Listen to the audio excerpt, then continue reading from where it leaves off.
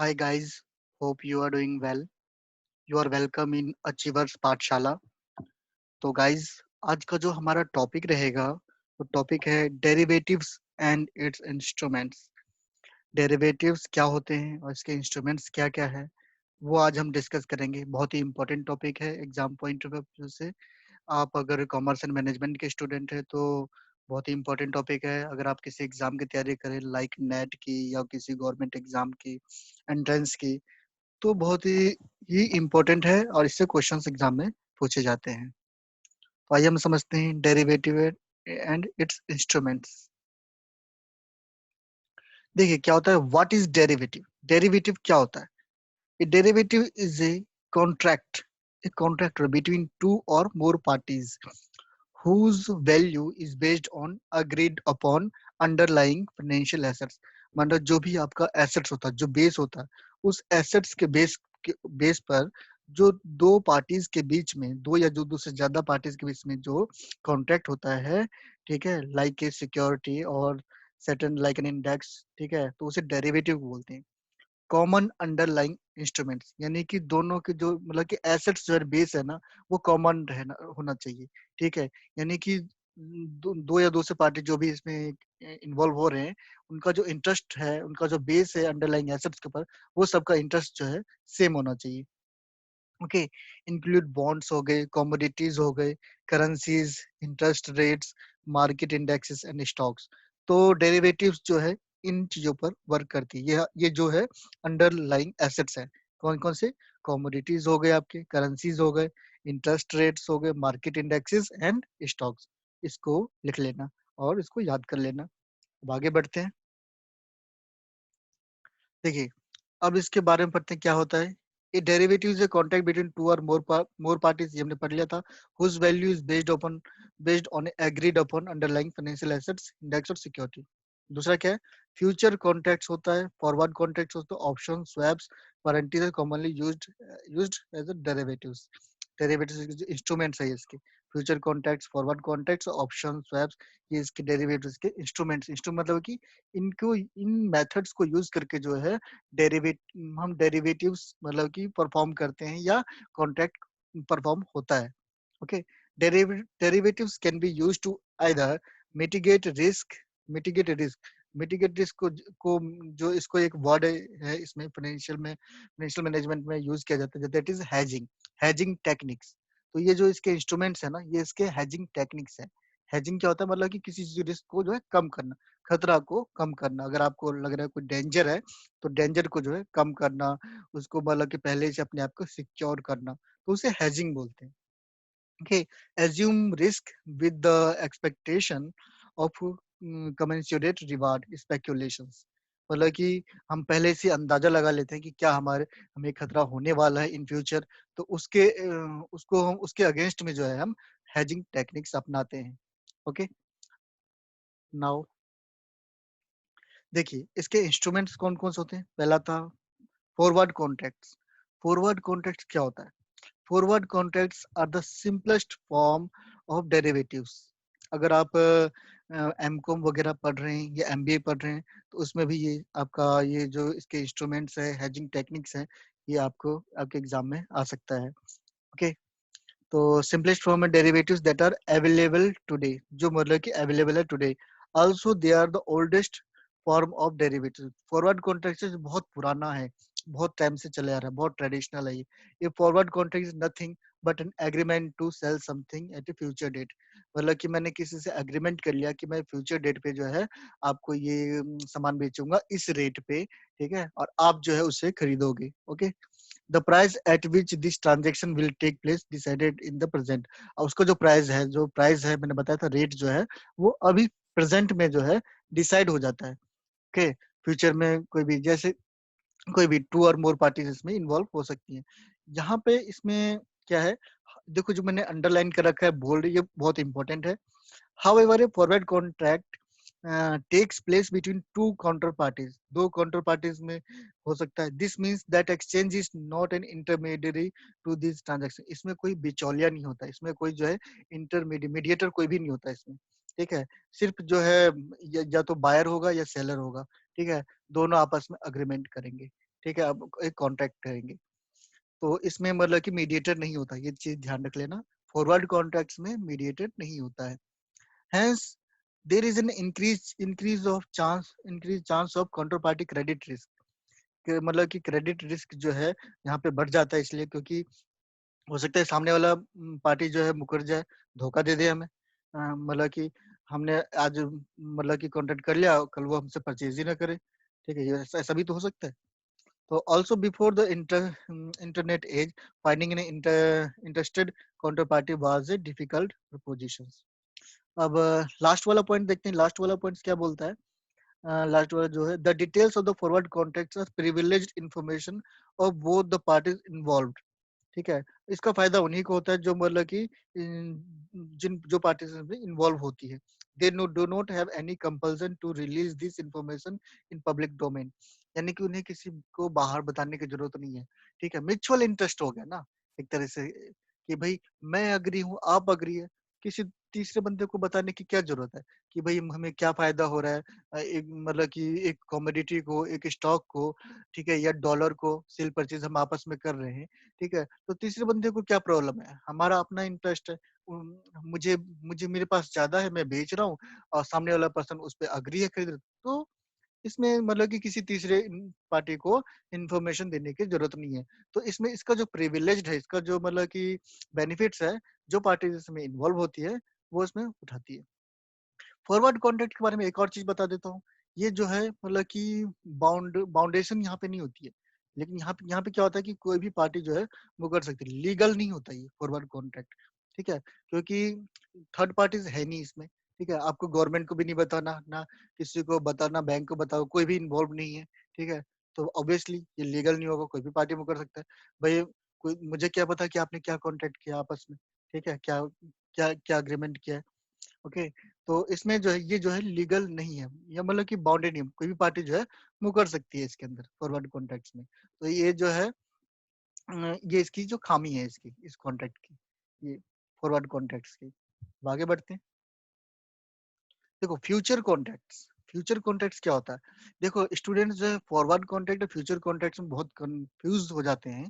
तो मैं इसमें बता दूं आपको कि फ्यूचर कॉन्ट्रैक्ट जो होता है हमारा, वो मतलब कि लीगली बाउंडेशन नहीं होती वहां पे, लीगल बाउंडेशन नहीं होती। ठीक है, बट फ्यूचर इसमें फॉरवर्ड कॉन्ट्रैक्ट्स में, फ्यूचर कॉन्ट्रैक्ट्स में क्या होता है कि लीगली जो है आप जो है बाउंडेशन यहाँ पे है, मतलब कि आप बंध जाओगे। ठीक है, आप मतलब कि आपको अगर आपने एग्रीमेंट करा है तो आपको सेल या परचेज जो भी आपको करना ही है, करना है स्पेसिफिक डेट पे। ठीक है, ये future contract is very similar to forward contract. Forward contract सब कुछ फॉरवर्ड कॉन्ट्रैक्ट की तरह ही होता है, but the similarly lies in the fact and future contracts also mandate the sale of commodity at future data, but at a price which is decided in the present. वही same है जो forward contracts में बताया था।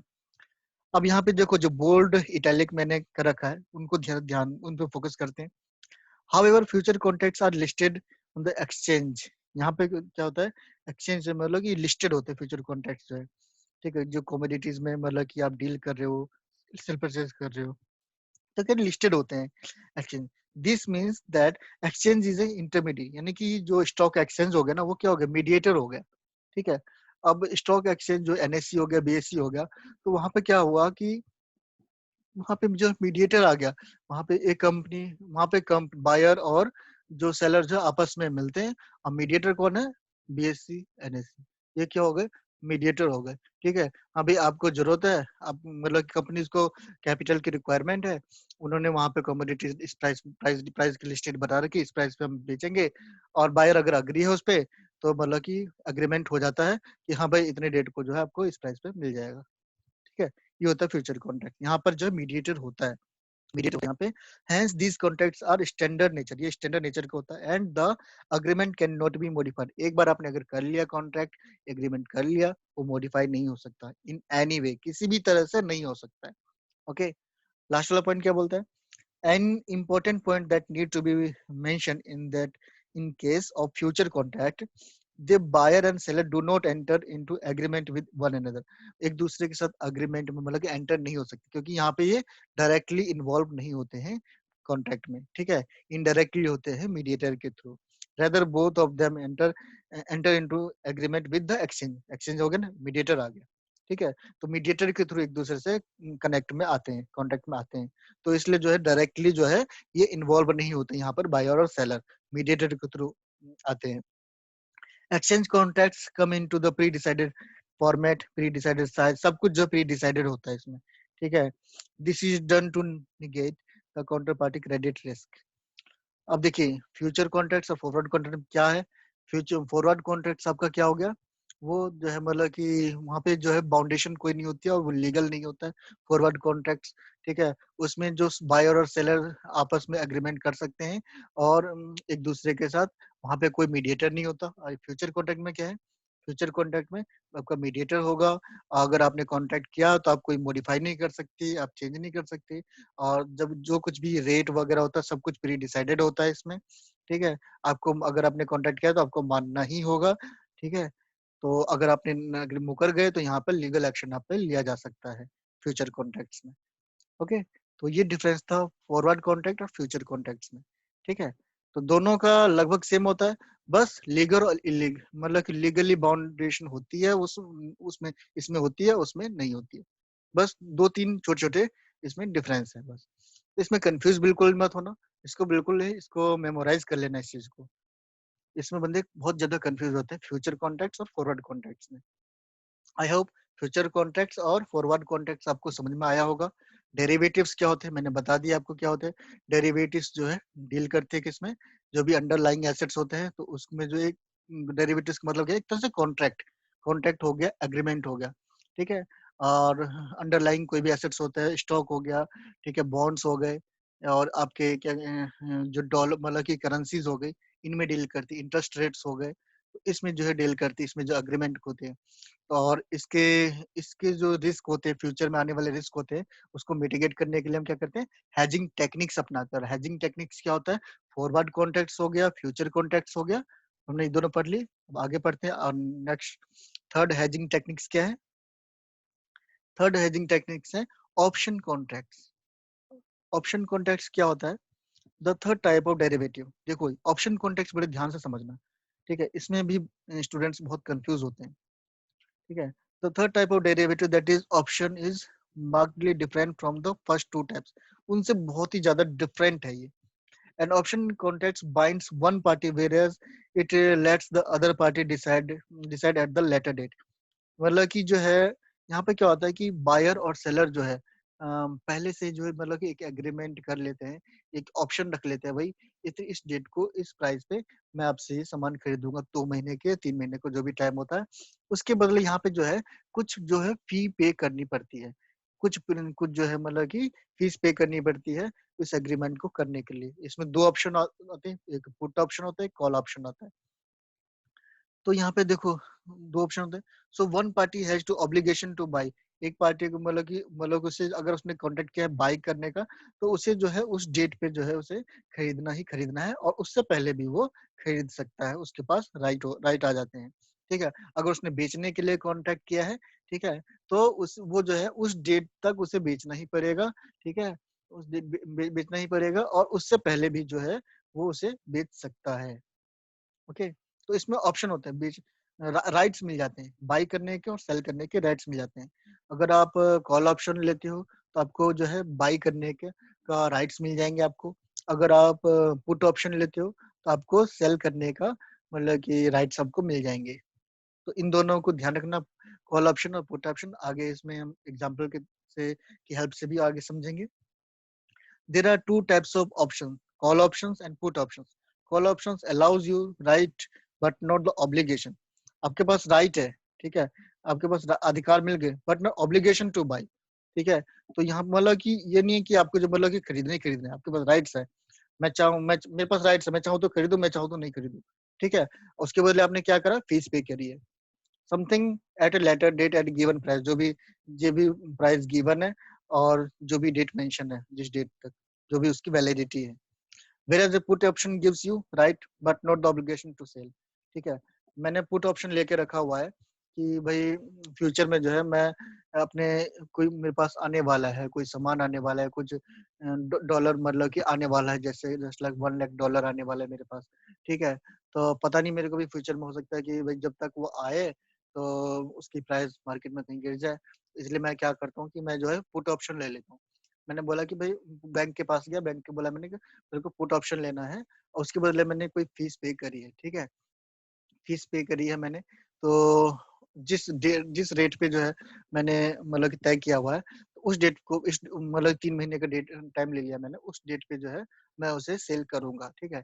लेकिन यहाँ पे जो है अगर मुझे लग रहा है कि मुझे घाटा हो जाएगा उस रेट पे, तो ऐसा तो मैं नहीं भी बेचूँ, ठीक है? क्योंकि यहाँ पे मैं बाइंड नहीं हूँ और इसके लिए ऑलरेडी मैंने फी पे करी हुई है। तो ये होता है पुट ऑप्शन और बाय ऑप्शंस, वो कॉल ऑप्शंस, ठीक है? पुट ऑप्शन में ये हो गया, कॉल ऑप्शन में भी सेम इसी तरह का होता है, बट उसमें जो है खरीदने के लिए होता है। उसमें मुझे को फ्यूचर में मेरी कोई कंसाइनमेंट आने वाली है और उसको मुझे पे करना है, ठीक है? तो उसके लिए मैं कॉल ऑप्शन ले लूँगा बैंक से, ठीक है? तो any individual therefore has the 4 options when they buy an option contracts.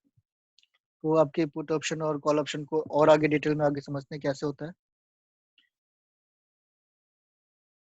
देखिए, the call option gives the buyer the right but not obligation to buy. ये चीज़ ध्यान रखना कि कॉल ऑप्शन में क्या होता है, आपको अधिकार मिल जाते हैं, ठीक है? कि आप मतलब कि खरीदोगे, लेकिन आप उसके लिए बाउंड नहीं हो, मतलब कि आप जब बंधे नहीं हो उस चीज़ के लिए, ठीक है? कि आप खरीदोगे खरीदोगे ही खरीदोगे, ठीक है? और पुट ऑप्शन में क्या होता है, gives the buyer the right, sell करने का होता है इसमें, ठीक है? कि मुझे सेल करने का राइट्स है, ठीक? बायर को जो सेल करने का राइट्स है। लेकिन जो इसमें भी क्या है कि मैं इसमें मेरे पास भी कोई बाउंडेशन नहीं है कि मैं उसे जो है बेचना ही बेचना है मुझे, ठीक है? कोई ऑब्लिगेशन नहीं है यहाँ पे, ओके? ये चीज़ ध्यान रख लेना। कॉल ऑप्शन और पुट ऑप्शन। अब देखो ये पुट ऑप्शन को यहाँ पे समझा रखा है, क्या है? A put option is an option contract that gives the buyer the right to sell underlying assets on a strike price, जो भी प्राइस उसने फिक्स करी हुई है। एग्जाम्पल क्या है? Stock a put option with the strike price 10 means put option buyer can use the option to sell that stock at the $10 before the option expires। मतलब कि जो जो ऑप्शन का कॉन्ट्रैक्ट है जो है, जब एक्सपायर होने से पहले पहले जो है उसे जो है बेच सकता है, ओके? और कॉल ऑप्शन में क्या है, खरीदने का होता है, अधिकार होता है इसमें। Call option is option that contract that can give the buyer the right to buy the underlying assets at the strike price at any time. जब भी मतलब उसे लगे कि भाई उसे मतलब कि खरीद मतलब कि बाई करना है, कंसाइनमेंट उसका आ गया है, ठीक है? या फिर उसको उसे लग रहा है कि भाई डॉलर के प्राइस तो भाई मार्केट में गिरते जा रहे हैं, मुझे तो लॉस हो जाएगा, ठीक है? तो मैं क्या करूंगा, भाई ठीक है भाई मैं बाय करना चाहता हूँ अभी, अभी अभी जो है मुझे जो है दे दो, ओके? इस प्राइस पे। तो यही होता है a stock call options with a strike price of 10 means the option buyer can use the option to buy that stock at $10 before the option expires। यानी कि 3 महीने का जो है मतलब इसकी वैलिडिटी है, तो मैं 3 महीने से पहले पहले जो है अगर मुझे लग रहा है कि भाई मुझे लॉस होने वाला है, ठीक है? तो मतलब कि इन द फ्यूचर तो मैं अभी खरीद लूंगा उसे, ठीक है? मैं बोला ठीक है मैं खरीदना चाहता हूँ, ओके? लेकिन अगर मुझे ऐसा लगेगा, तो मैं वैलिडिटी डेट तक गया, ठीक है?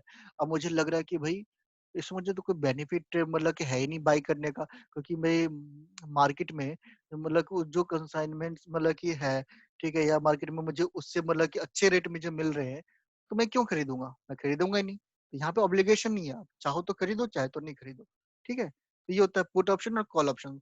ये एक तो हेजिंग टेक्निक है, ठीक है? जो बिज़नेस में हम इसे यूज़ करते हैं, ठीक है? कोई भी कंसाइनमेंट सामान हमका आ रहा है या जा रहा है, ठीक है? तो जब भी हमें पेमेंट फ्यूचर में मिलेगा, नहीं मिलेगा, तो उसके अगेंस्ट में जो ये हेजिंग टेक्निक अपना लेते हैं, ताकि हमें जो है लॉस ना हो और जो है लॉस को जो है मिटिगेट किया जा सके। नाउ अब आते हैं हमारा लास्ट जो चौथा टॉपिक, स्वैप्स। स्वैप्स क्या होता है? स्वैप आपको मालूम ही होगा, कोई भी चीज़ स्वैपिंग कर लेना, अदला-बदली कर लेना, ठीक है? अब आपको कोई सामान आपको चाहिए भई, आप मतलब कि कहीं और रहते हो, किसी और स्टेट में रहते हो, ठीक है? सपोज़ दैट, ठीक है? जस्ट एग्ज़ाम्पल देखो कि आपको मतलब कोई सामान वहाँ पे मोबाइल भी सस्ता है, मुझे सस्ता मिल रहा है, ठीक है?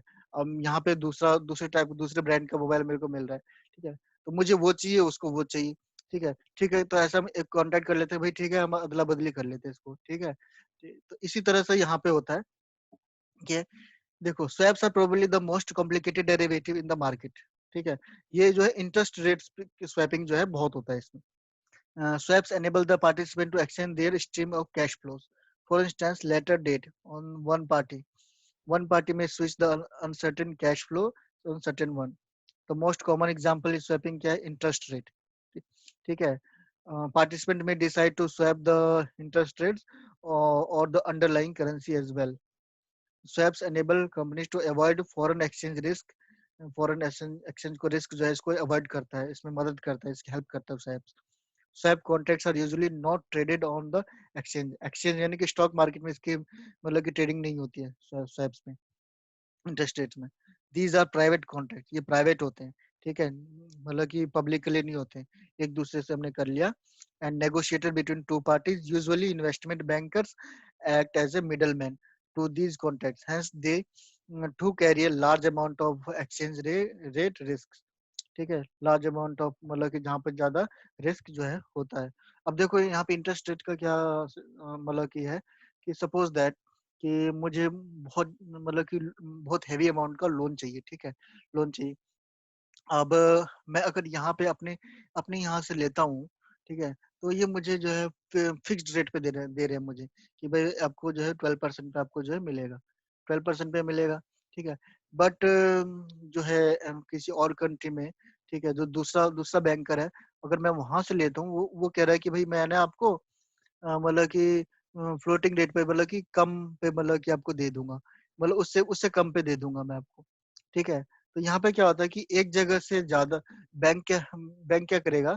ठीक है, बैंक क्या करेगा कि वो दूसरे एक जगह से मतलब कि जहाँ पे ज्यादा मिल रहा होगा वहां से खरीद लेगा। ठीक है, वहां से जो है खरीद लेगा। और यहाँ दूसरी तरफ से क्या करेगा, दूसरी तरफ से फिक्स रेट पे उसे मिल गया, सपोज दैट एक जगह से उसे 15% पे मिल गया, और एक जगह से मतलब कि उसे मिल गया मतलब कि एक जगह से उसने मतलब कि उससे मतलब कि कम में खरीदा, मतलब कि 12% में खरीदा, 12% में खरीदा। तो वो क्या करेगा कि जिसको चाहिए मतलब इंटरेस्ट जिसको चाहिए मतलब कि उसको क्या है, उससे जहां से उसने सस्ते में खरीदा है तो उसे 1-2% जो है ऐड करके उनको दे देगा। इस ट्रांजेक्शन में क्या होता है कि बैंक को भी फायदा हो गया, और जो सामने वाले जिसको नीड था लोन का, उसकी भी रिक्वायरमेंट फुलफिल हो गई। इंटरेस्ट रेट स्वैप्स होते हैं, मतलब कि ये कि एक जगह से ज्यादा मिल रहा है, एक जगह से कम होता है। ये बैंकर्स मीडिएटर का काम होता है। ठीक है, कि आपको जो प्रोवाइड कर देना। ठीक है, तो ये आपका स्वैप्स है। अगर स्वैपिंग आपको समझ में नहीं आएगी तो कमेंट बॉक्स में लिख देना, मैं दोबारा इसकी क्लास दे दूंगा। ओके, तो ये यहाँ पे हमारा डेरिवेटिव्स एंड हो जाता है। तो ये हमारा था अचीवर्स पाठशाला। अगर आपको ये वीडियो पसंद आए तो प्लीज़ लाइक एंड सब्सक्राइब जरूर करना और अपने फ्रेंड्स को शेयर करना। आई होप सारे कंसेप्ट आपको क्लियर हुए होंगे और एग्जाम में आपको जो है हेल्प मिलेगी। आप चाहे बीकॉम कर रहे हो, एमकॉम कर रहे हो, ठीक है, चाहे दिल्ली यूनिवर्सिटी से, इग्नू से, ठीक है, अगर आप सीबीएसई के स्टूडेंट्स हो तो भी आपको बेनिफिट मिलेगा आगे। ओके, तो इस वीडियो लेक्चर को हम यहीं एंड करते हैं। आई होप आपको कंसेप्ट क्लियर हुआ होगा। नहीं भी हुआ होगा तो भी आप कमेंट बॉक्स में लिख देना, सो दैट मैं वीडियो की क्वालिटी और अच्छी करूँ। तो thank you guys, bye bye.